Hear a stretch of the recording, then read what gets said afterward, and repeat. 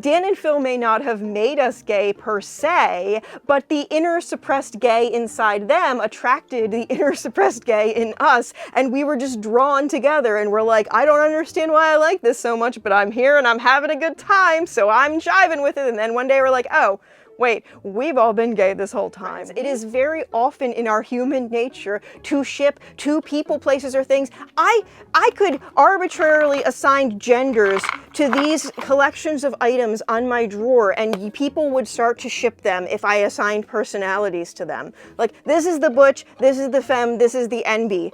Have fun in the comments. Oh my god, there's gonna be so many scissoring jokes.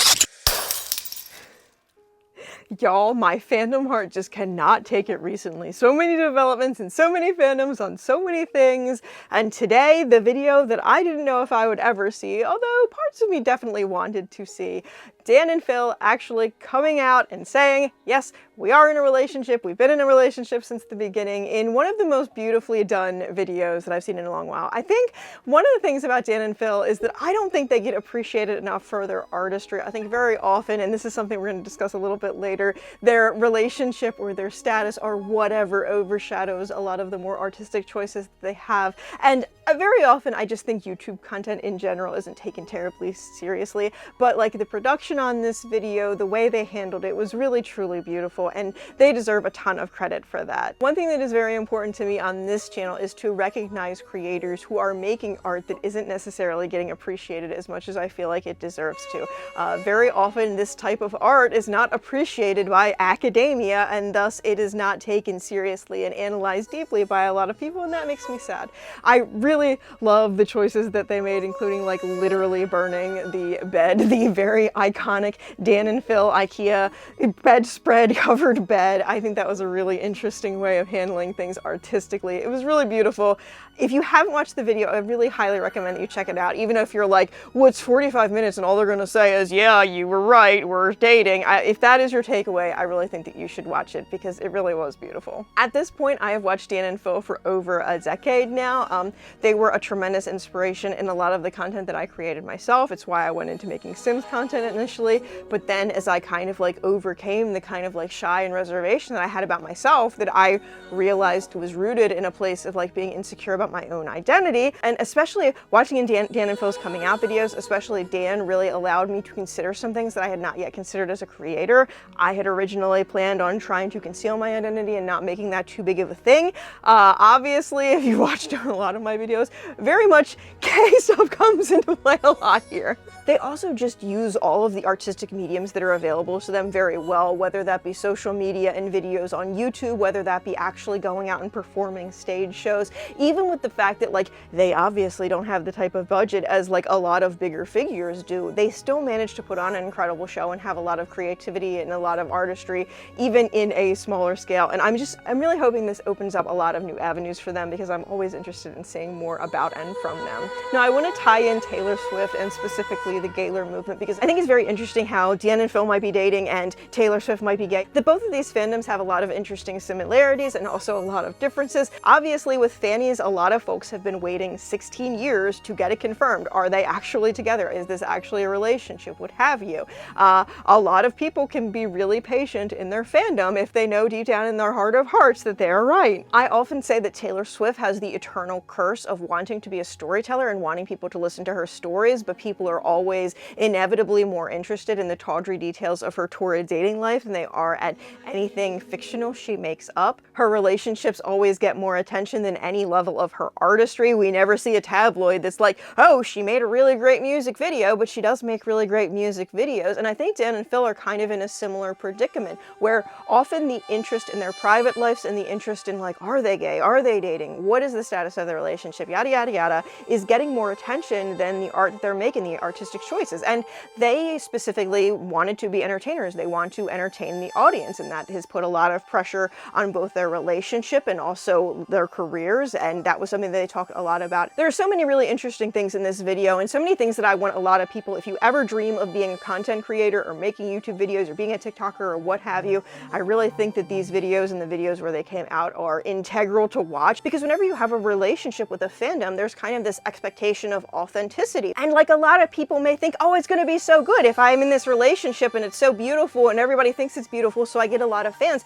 But that puts a lot of pressure to commodify a lot of elements of your relationship, and it's very difficult to decide where to draw that line. So a lot of people, and it very much seems like Dan especially in this scenario, just broke the line at the very beginning. And I think especially with more and more people being online nowadays, with more and more people having a small following, or more people having an intimate following that is based on like their private life, it is something to consider. But also there is the level of once you sell your relationship to people, or once people get sold on the idea of your relationship, they're very often more interested in that than the art that you make. It sucks to make art and to put it out into the world and to have all of the comments on it being like, are you dating? And not even to make any comment about the content of the video or the quality of the video or anything like that. It's like, well, what's the point? Why am I even trying? Why am I even doing this? Very often, so much of our focus, both as fans and as analysts, comes back to relationships. And that's one of the reasons that I primarily, with my content about Taylor, focus on Taylor Swift as her own muse, because of the fact that Taylor Swift very often gets forgotten in the equation. Her artistry very often gets overlooked in the pursuit of tawdry details about whatever man people are attracted to that she dated.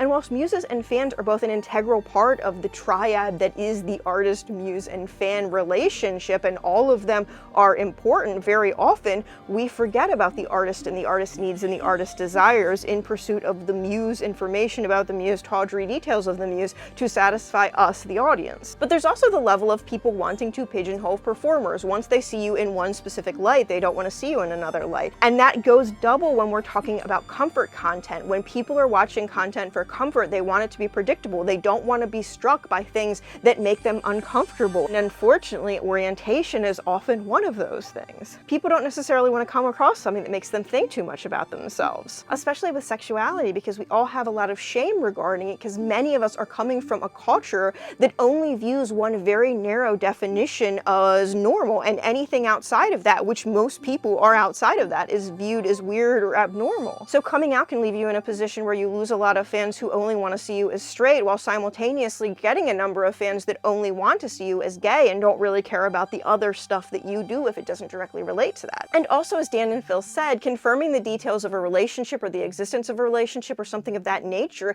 is somewhat of a miniature coming out. And this counts double when you've concealed it for some times, and people have a lot of preconceived notions about what that concealment is for. When you create an information void, you are basically inviting people to fill it with speculation, and that isn't always bad, but it can be. And there's so much nuance to this. The big theme of this video is going to be nuance, nuance, nuance, and the fact that we need to discuss nuance more and consider nuance more, and stop and pause and think about things. Because some things that are happening are good, and some things that are happening are not good. And I would like for the good things to continue to happen without as many of the bad things. We should learn lessons from this all around. Like, it is human nature to ship, whether it be standing around church discussing who might be dating who, or watching a TV show and shipping two characters together, or calling two cats who snuggle together boyfriends. It is very often in our human nature to ship two people, places, or things. I could arbitrarily assign genders to these collections of items on my drawer, and people would start to ship them if I assigned personalities to them. Like, this is the butch, this is the femme, this is the NB. Have fun in the comments. Oh my god, there's gonna be so many scissoring jokes. I didn't even think about the fact that I just grabbed scissors. Of course I would have scissors on my desk. But problems can ensue when people violate privacy, or believe their speculation is truth, or get angry when the truth is revealed as something that they didn't believe it to be. In this somewhat chaotic video, my ADHD brain is going to connect three things that you all may not have seen as connected, but I definitely did. I'm going to talk about the fan coming out video. I'm going to use some of the context that Dan and Phil provided to shed some additional light on Gaylor topics that we discuss frequently. And I'm also going to interject with some of my experience as an artist who dated men for 20 years because it was better for my career and things of that nature, because I have a lot of personal experience about closeting and wanting to be seen despite the fact that I'm in a closet and all of that jazz. Did my light? How long has that been blinking? Sorry if that's been blinking a bit. Are you just dying? Hold on, let me plug you in and see if that fixes the problem. Panic over, the lights plug back in. But before we get any deeper, let me introduce myself. My name is Erin Moriarty. I discuss pop culture, pop music, things that we don't necessarily analyze enough, but things that have influence on us, especially Taylor Swift and other female artists. I originally went to school for electronic media and film, and I absolutely love the YouTube space and a ton of things that are happening creatively, artistically, that a lot of people aren't necessarily realizing, or a lot of people are just breaking down to, oh, it's about this boy that this girl dated once, while ignoring a lot of the other creative and artistic choices. I also spent 20 years in the closet, so all of my feedback, discussions, things of that nature are tempered by that. Back to the video. So the first thing that I want to stress, and this is something that Dan and Phil noted a number of times in their video as well, is that like even within their relationship and their channel and their feelings about things, they very often felt completely different. And this is very much due to trauma. And so many things, I think, in so many queer spaces come down to a lot of us having a lot of trauma and a lot of us not having enough therapy time. Very often we want to make set rules and guides to prevent hurting people the way that we were hurt and to ensure that we don't get hurt again. And that is nice in theory, but very often rules that make one person feel protected make another person feel confined. People have different needs, they have different goals, they have different desires to be seen, and very often we have to use subtext, we have to use symbols, we have to use all of the classical ways that queer people have flagged to one another that we're queer throughout history to determine, is this a person that wants to be recognized as a person in our community, or is this a person that happens to be in our community but is like closeted and trying to stay there? Where Deanne desperately wanted all of the gay stuff to go away and to not have people pay attention to it, when I was closeted and in a relationship with a man, because I wasn't in a relationship that was fulfilling me, I needed to get like my queerness satisfied through things like fan fiction and other kind of fandom communities. So I had a lot of characters that I would portray because I needed other people to see and accept that part of me so that I could see and accept that myself. And even before I recognized that that was what it was, I just felt compelled to join these writing clubs that were Star Trek, where I could be aliens, or Dragon Riders of Pern, where I could be gay dragon riders. And very often I played gay male characters because I wasn't necessarily understanding. I needed to be part of that community, but I wasn't ready to see myself in it, and I think I knew if I did girls and girls that I would be like, oh, I'm not ready for this revelation personally yet, because I'm not in a place in my life where I can accept this. Some people are so terrified that they detach themselves from gay community entirely. Some people secretly crave it. Very often a lot of artists are what we call glass closeted, where they are not saying that they're out, because most straight people will not accept the thought that you're out until and unless you say that you're out. But very often, especially when you act as gay as many people act, like Taylor, queer people in the community will notice. And I want to be clear, because I know a lot of people are coming to this who may not necessarily understand Gaylor and what it is. It's not necessarily that we all believe that Taylor is a lesbian. It is that all of us believe that she is some flavor of LGBTQ. And outside of that, individual perceptions may differ. But as I'm going to say again and again, there is a lot of nuance here. Because speculation is a very important part of finding community. Very often before we even realize what we're speculating about and for and how we're getting connected to this community. Dan and Phil may not have made us gay per se, but the inner suppressed gay inside them attracted the inner suppressed gay in us, and we were just drawn together, and we're like, I don't understand why I like this so much, but I'm here and I'm having a good time, so I'm jiving with it. And then one day we're like, oh, wait, we've all been gay this whole time. We have a way of finding community, even if we haven't necessarily accepted what we're finding community for and why. And that is an integral part of the queer experience. And it is why I will forever say that speculation, by and large, is okay, so long as you don't cross specific lines. And it definitely differs those lines between public figures and private figures and things of that nature. But there is a reason that almost everything that I have truly loved in my life has been gay. There is a reason that as a young kid, I was obsessed with Elton John and Ellen DeGeneres and Freddie Mercury and Rosie O'Donnell, and I didn't know what all these things had in common.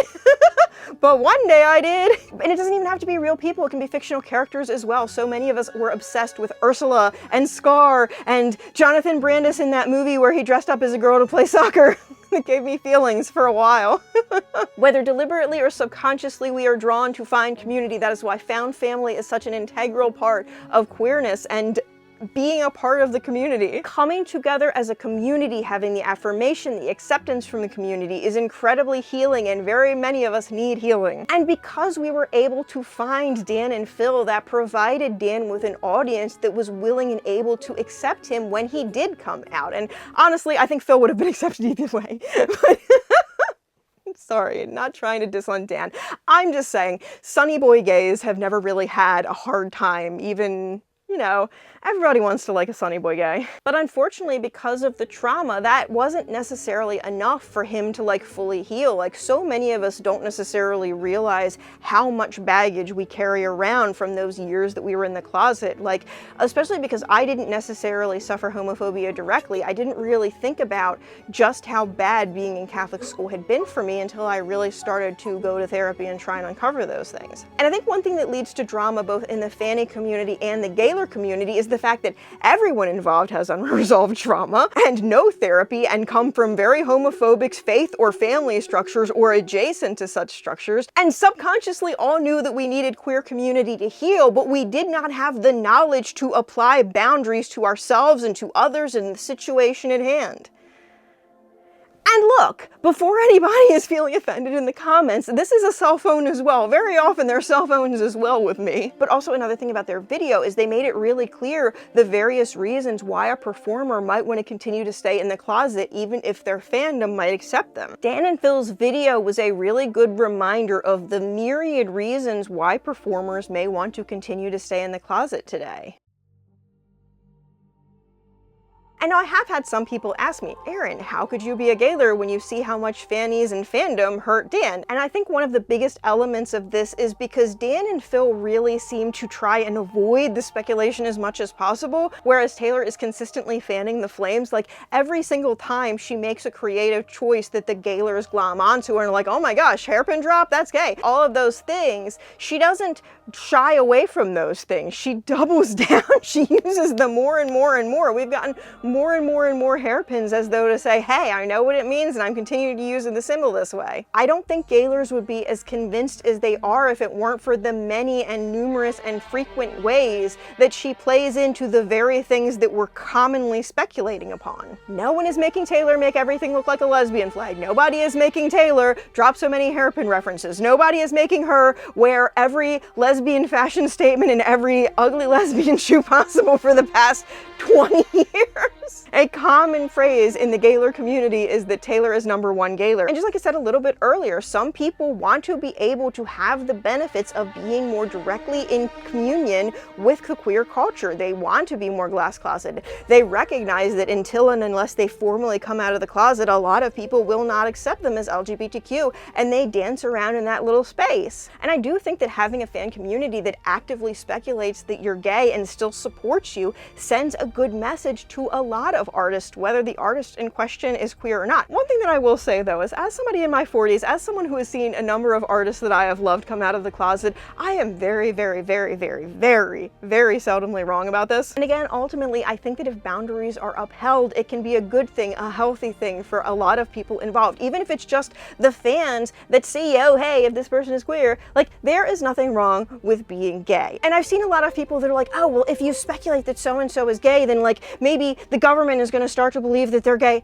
They're not going to believe what fans say, okay? If we do end up in a situation where people are penalized for being gay, it's not going to be because fan communities think that they're gay. It's going to be because data on the internet or people that they talk to or other information that they have collected via their direct data surveillance is probably going to contribute to that.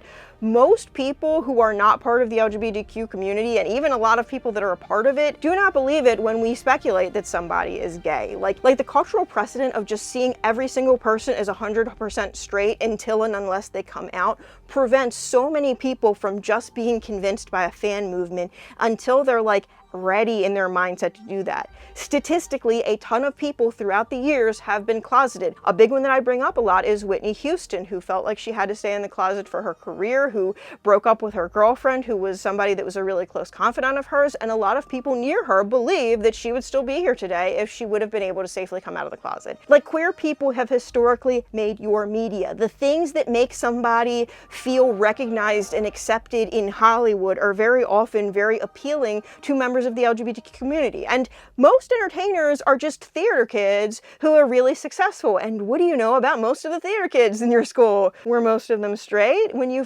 factor that a lot of celebrities are just the world's most successful theater kids, a lot of things make more sense. And I do think when the content that you're making in specific is about love, that there is a very vested interest in who the muse is. I think ultimately there is very often an interest in who the muse of most art is. Like, we're very interested in, okay, who was the Mona Lisa in real life? Fans look at that stuff and they're like, oh, who's got you choosing like that? And I think that that interest is understandable, and I think it's very important to honor the muse of a lot of pieces of art, but not to the point where we're ignoring the artist and the artist's safety and things of that nature. The artist, the muse, and the fan are part of a triangle. Without all three components, like, if there is no audience, no one cares. If there is no muse, there is no spark that incites that art being made. Ultimately, I think the greatest contributor to anything is an artist, but there are tons of pieces of art that are brilliant that you've never heard of because there's no story around them and there's no assembled fandom about them. The Mona Lisa is artistically kind of mediocre from what I've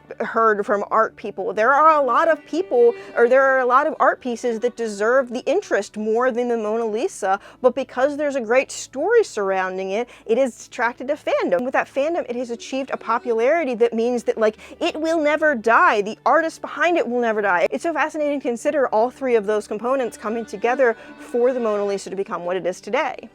Taylor Swift is another good example. Dan and Phil are another good example. Because they were able to inspire such a dedicated fandom, they were able to achieve things. They were able to climb to echelons that a lot of other people couldn't. But I'm going to yammer more about all of these things throughout the video. I want to discuss more directly some of the things that Dan and Phil said in the video, what my thoughts about it are, applying it to me, applying it to Taylor and Gaylor. Let's get into it. One of the first things that they were discussing is how weird it was that for like 10 years, everybody from YouTube was like filming in their literal bedroom. And when I first started making content, when I first started streaming, I did it from my literal bedroom. And because I wasn't well at that time, I wouldn't like set up and take down my camera all the time. So I just had my camera pointed at my bed at all times. And that is a weird situation in any means, but I live with family. It's just like weird. They're like, oh, hey, in my bedroom where there's a camera directly pointed at my bed at all times. And when you're doing a streaming setup, you're like, oh, I could just accidentally hit that streaming button or forget to hit that end streaming button and just stream myself sleeping or doing something else in that bed. But I think one thing that it achieved is so many people don't have a lot of friends that they have face-to-face time with like regularly anymore. When you saw YouTubers in their literal bedrooms, it was like having a sleepover with your bestie and like gossiping and talking about the new movies and whatever it was that you guys were obsessed with. One of the other things they discussed is RPF, or a real person fanfic. A ton of people have very strong opinions on it in both sides, and I think it's very cool that they have come to a point where they can like accept that and kind of laugh about that. I do think that fan fiction as a whole has a grip on people because like when you're starting out as a writer and you have stories that you want to tell or need to tell and you want to get feedback from other people, it is difficult to invent your own world and then invent characters in it and then get people to care about those characters. It is far, far simpler to take characters that people resemble and put them in a fictional environment, or even keep them in their real environment and write those stories to get those stories out of our heads. And I think very often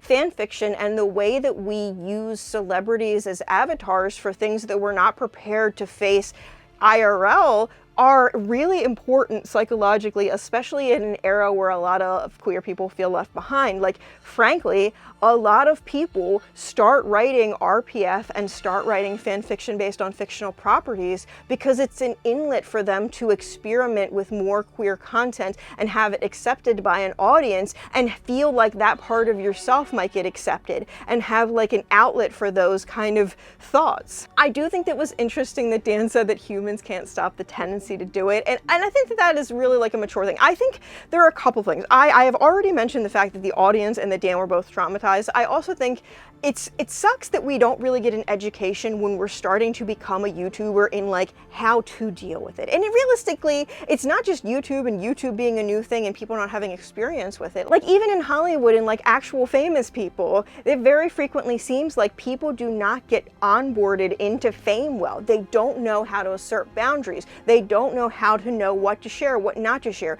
They don't know how to recognize when the reason that they feel off about something is because it's touching on some of their previous trauma, and that means they should go seek mental health help. One of the things I've been discussing a lot recently is the way a lot of famous people rely on a persona in order to kind of distance themselves from some of the stresses of being extremely famous and having a lot of people have opinions about you, because, okay, those people don't have opinions about me, those people have opinions about my persona. And it seems like this is advice that is passed on from one celebrity down to another, like especially the celebrities that were inspired by Dolly Parton. Dolly Parton has said for a while now that like when she doesn't have her wig and her makeup on, she can just exist out in public, and the persona that she has, like the opinion that people have, is about that. They don't actually really know her. YouTubers didn't get instructions on doing that, but at the same time, fans didn't necessarily get instructions on where the lines were. One of the things that I really liked about this video is that they said, hey, these things are okay, you can write RPF, you can do fan art, things of that nature, but it is not okay to be invasive, do internet archaeology, and like stalk us, basically. So many different people use different social media differently. Like Taylor Swift, I don't really have a problem taking anything from her social media and using it as evidence in theories, because she's very good at curating exactly what she wants to show people. She doesn't show people anything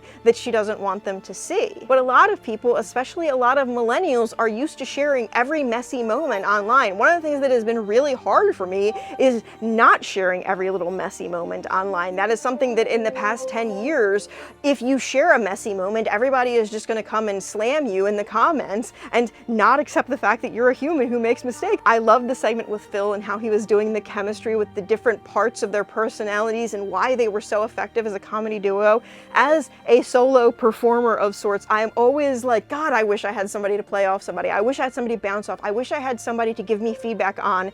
Is the story I'm currently telling interesting, or do I need to change the subject? Having 2 or 3 people really adds to the capacity for banter, and I think that this is a really good thing to consider if you yourself are trying to do comedy, and specifically if you're trying to do something like a comedic duo. Having 2 different people that are opposites who can exist in opposition but also at the same time are like the solution to each other's problems, it is such a good bit, but it's also such a good formula for relationships in a lot of cases. One of the other things that they stated was that it is valid for fans to wish but not to stalk, and I think that this was a really good point to make. Like, I do think, unfortunately, because people don't get enough education lessons about this stuff from their parents or from school, that they do need to be explicitly told, like, hey, it's not okay to follow people around. It's not okay to try to go viral by recording other people. And in specific, we shouldn't reward people who do that kind of stuff by like giving them likes or even by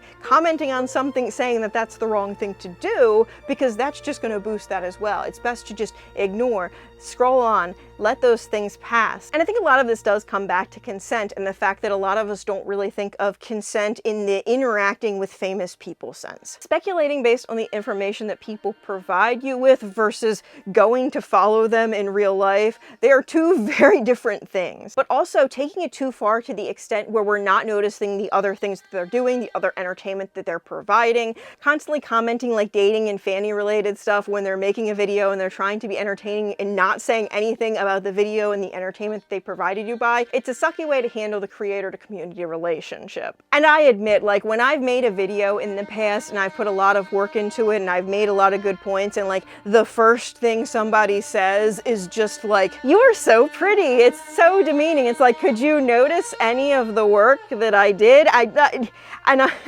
Like, the one nice thing about getting older and like visually appearing older than most people on the internet think that you're allowed to look as a human being, I have definitely gotten rid of a lot of the people who just want to compliment me or comment on my looks.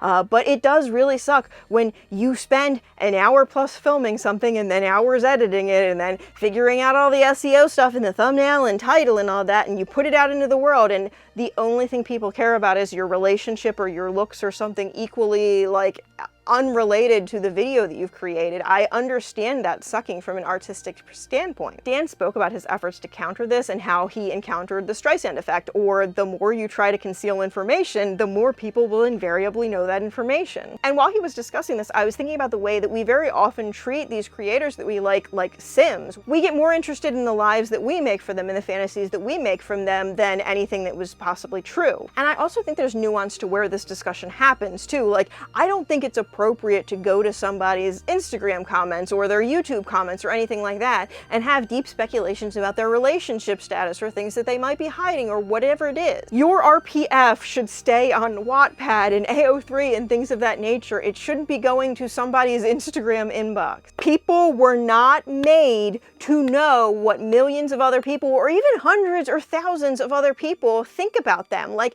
we think ridiculous things about one another. That's human nature too. We are not meant to know what every other human thinks about us. That is for sure. And I could definitely sense that there is some amount of fear that there are some people that are so attached to the conspiracy theory of Phan, or like trying to find evidence to prove Phan, and that now that it has been proven, now that it is confirmed that they have been together, have always been together, that people are going to lose interest because that conspiracy theory isn't there anymore. And I do think that there's a chance of that. They did reference the Phan conspiracy as a full-time hobby, and I think a lot of people have called Gaylorism a full-time hobby as well. One of the things that I love about Gaylorism is that very often we're looking at other pieces of media that Taylor has referenced, we're looking at deep lyrical interpretations, we're looking for visual references and artistic things and things of that nature. I've learned so much about the queer community. I've learned so much about how celebrities have concealed the fact that they were queer. I have learned so many things. Like, I went to college for electronic media and film, but there are so many things, even though I deliberately have tried to learn as much as I possibly can about the influence of queer people on media, I have still learned so much more from little nuggets of information that Taylor has hidden in her work. Like the Reputation dress Loie Fuller thing, like the fact that she referenced this amazing lesbian dancer that I had never heard of, choreographer, and she did an amazing stuff with lighting.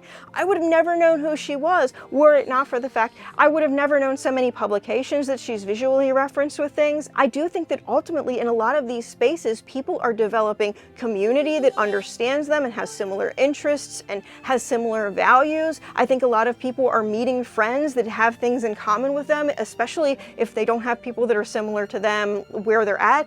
As somebody who's disabled, I don't leave home much. Being able to make community through these type of communities has been really huge for me. I've done a video in the past about how writing 10,000 words of fan fiction taught me more about writing than literally any writing class that I have ever taken. I've learned so many Photoshop skills. I've learned a lot of video editing skills in the pursuit of fandom and conspiracies, if you want to call it that. I have learned so much about myself, so much about others. I have used fandom as an avatar from the discussions that I need to have in my real life for the decisions that I need to make about myself. One thing that I find particularly fascinating about the Gaylor community is the number of people that come from like really fundamentalist, ex-fundy, ex-Catholic, ex-Baptist, ex-Mormon kind of belief systems, and who through listening to Taylor's work and through dissecting it more, through reading the books that she's read, especially Untamed, which I will never cease to recommend because it's absolutely life-changing, especially if you grew up in any type of good girl culture. Not to get too wicked, which is also gay with everybody, but like, I have been changed for good through this. Now, I want to discuss right to privacy, and one of the things that they stressed as well is the fact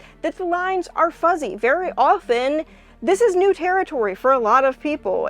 The kind of parasocial relationships, the kind of understanding that we feel we have, the amount of information that people share, so much of this is very new. Like I just said, they had said that things like RPF and fanfic and fan art and things of that nature are all okay, but hey, don't come to our house. I think setting those ground rules are really important, not just for them, but also the other people that their younger fans might be fans of. Then they spoke a lot about the many reasons that Dan especially was hesitant to confirm everything. And he does have a very good point. Like, the moment that you stress that you're a couple, you are a couple. You are not a creative pairing anymore. People will always seem to care more about your relationship and things of that nature, and will always see you more as a gay couple than like, this is a comic duo. And it really makes me so sad that they know, and I mean, I agree with them, that there are going to be some people that are always going to see the comedy and that kind of stuff, the artistry, as second behind the relationship.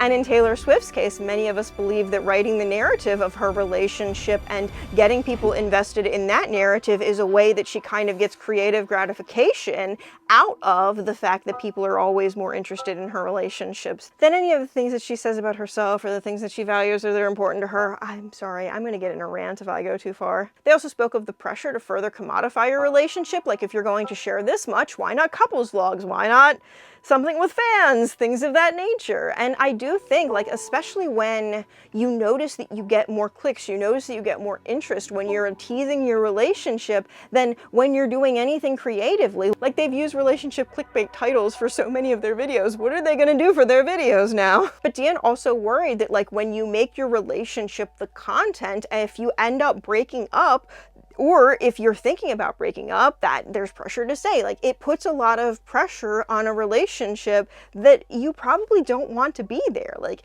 relationships in the public eye are already hard enough, and like, especially hearing like just everything that they've been through and the things that have gone on in their relationship, it just really is so impressive that they have managed to stay together. I couldn't imagine most couples being able to withstand that kind of pressure. They spoke of how the reality of their relationship might impede their fans' fantasy of the relationship and prevent them from enjoying the content, and also just being held up to unrealistic relationship standards. Like, they stress, like, we are a normal couple that is in a relationship. Sometimes Dan's annoying. Sometimes Phil dyes everything green. Dan spoke a lot about himself, obviously, because he has been the biggest factor in them staying in the closet with their relationship and with their identities for so long. So he spoke a lot about the factors that were particular to him in his mind. Specifically the fact that he hates being put in a box, he hates being pinned down, he likes knowing that he has freedom, and I am so totally that. Like, the second I can't get out of something, I'm not interested anymore. I can't even really handle plane rides. I can do like 3 hours in a plane, but then I really start to gnaw at the bars of my enclosure because I just need to be out. Dan also spoke about the fact that, like, because he is kind of seen as the darker or more evil one in the relationship, that if anything ever went wrong and they did break up, that A, their audience would be split, but that a lot of people would go to Phil and a lot of people would, you know, villainize him because he's the evil one, whether or not it was his fault or not. And like, truly, I feel so bad for Dan. Like, I can really tell throughout a lot of this that there are so many sleepless nights that he has spent just worrying about so many facets of everything with him and Phil. Like,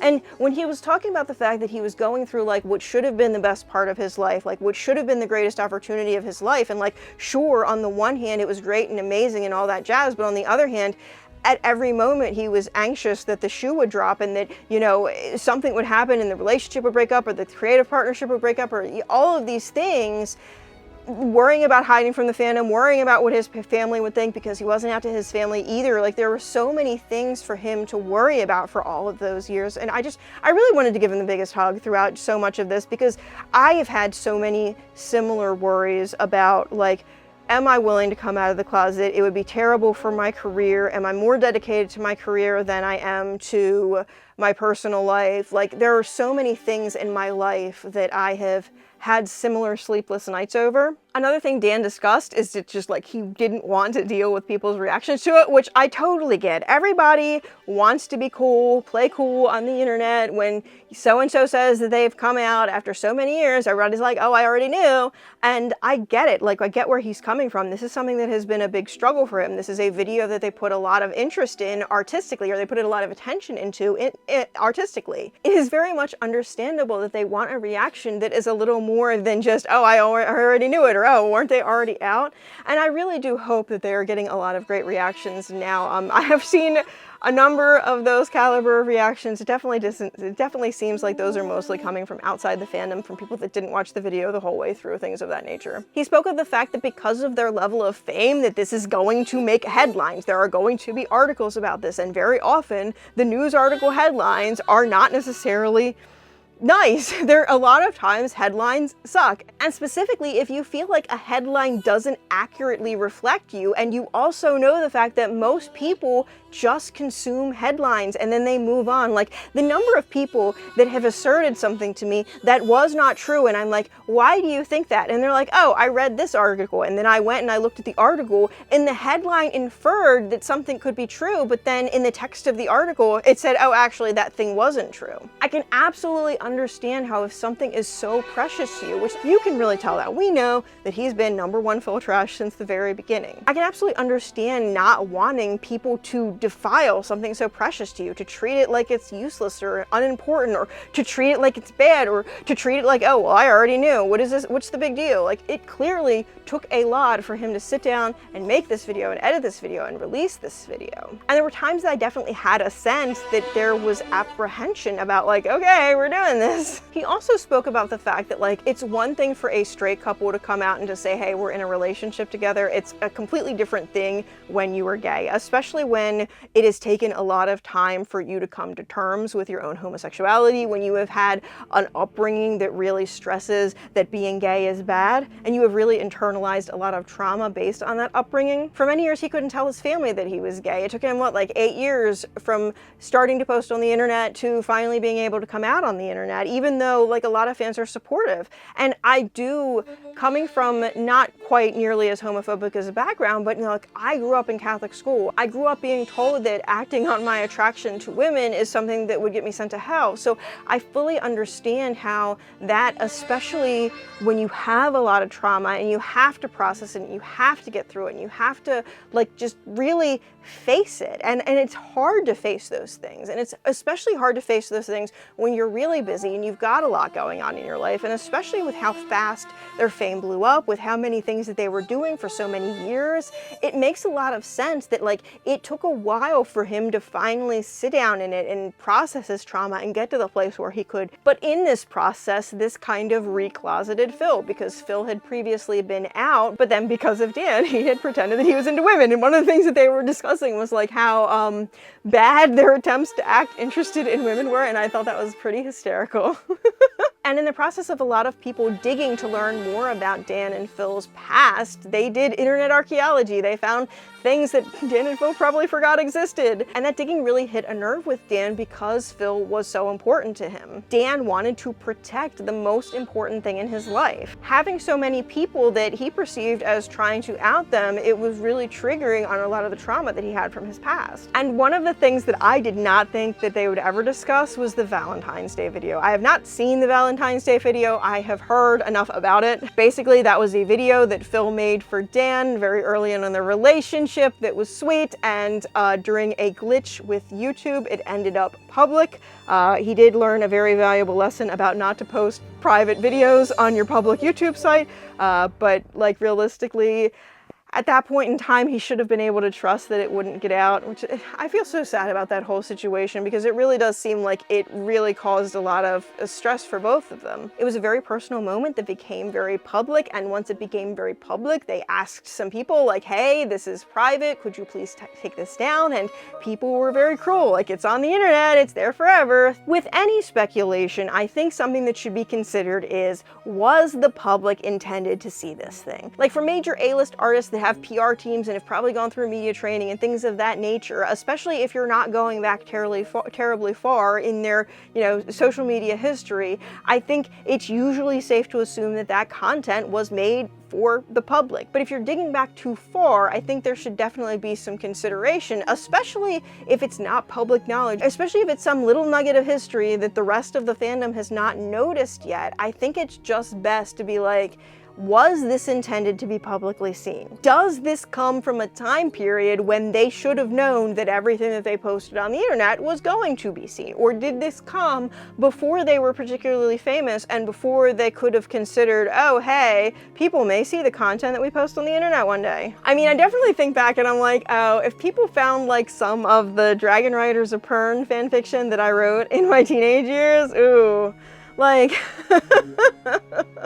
But I definitely believe that if you are asked to take something down, that you should do it, and that you shouldn't make a black market of trying to share that video out to the rest of the fandom in any way that you possibly can. Because Dan did say that this was almost a breaking point for him. It soiled something that should have been incredibly precious, because every time he sees that video now, he just thinks of the way it was defiled. People crushed something very precious for him. Then they got into the hiatus, and he was talking about the fact that like he was getting some level of solo success on his own, and one of the things that he was considering is that like, hey, I have all of this fear and uncertainty about this path forward with Phil, and like I'm so afraid of what people will think of the situation. I could just leave it all behind and be a solo artist on my own, and it crushes my heart that he ever thought about giving up his relationship with Phil. He hated feeling trapped. He hated feeling other people's gaze on him. He hated feeling like he could perceive other people watching him when he was with Phil. But at the same token, he recognized that his audience was often comprised of young people who just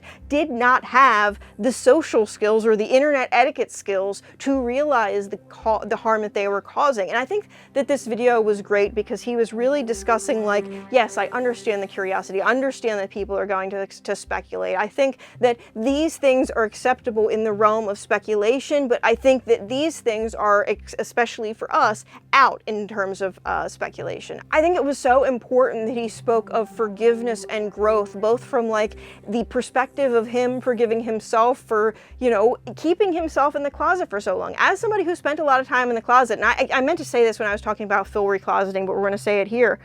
It is really hard to be in the closet. He kind of mentioned this when they were talking about friendships and how it was hard to make close friends because your friends would talk about their relationships in the past, and he would feel like he couldn't talk about his relationship at all because if you talk about your relationship, if people know, then they're in on the secret, and then every single time you come up in conversation, that person has to very carefully consider. Like, when I was concealing the fact that I was dating women at work, it was a nightmare trying to remember which people I had told which stories about which things. Like, some people just thought I was single, some people thought I was, you know, in a relationship with a guy, like, just depending on what I was trying to achieve out of the cover at that given time. You are always overthinking everything that you're saying to other people, and so you come off as ingenuine, or you come off as being very closed down or not wanting to share. And like, people don't always want to share with people that don't want to share about themselves. I think one of the best parts of this is the fact that Dan wants to focus on forgiveness and growth. The fact that he has forgiven himself, the fact that he has forgiven the fans, the fact that